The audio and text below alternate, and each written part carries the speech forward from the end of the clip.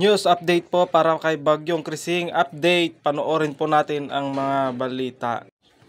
Sa Ilocos Region, signal number 2, pinag-iingat po ang lahat.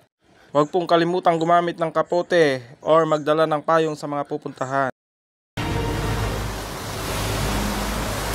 Igan, mga kapuso, nag-uumpisa na pong maramdaman ang tuloy-tuloy na pag-uulan dito sa malaking bahagi ng Lawag City sa Ilocos Norte at buong magdamag nga Igan ay naging makulimlim at pabugso-bugso ang ulan sa malaking bahagi ng probinsya. At isa nga sa mga binabantayan ng mga otoridad Igan sa tuwing may bagyo ay ang Padsan River dahil noong July 2023 ay tumaas ang antas ng tubig ng ilog dahil sa bagyong Egay. Dahilan para bahain ang maraming sitio at katabing barangay. Sa official social media page ng probinsya Igan ng Ilocos Norte, pinag-iingat din po ang mga tiga rito dahil sa inilabas na red rainfall warning na indikasyon ng posibleng pagbaha sa flood-prone areas o yung mga madalas bahain.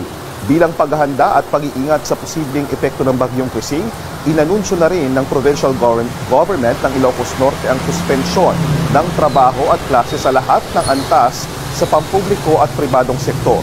Ito ay kasunod nga po ng pagsasailalim ng pag-asa ngayon sa probinsya sa Tropical Cyclone Wind Signal number 2. At bagaman na umuulan, maayos pa naman ang lagay ng karamihan sa mga barangay ditong nasa flood-prone areas, maging yung mga katabi mismo ng ilog. Pero anuman pong development ay handa po ang mga taga rito para sa isang posibleng preemptive evacuation. At yan muna ang latest. JP Soriano para sa GMA Integrated News.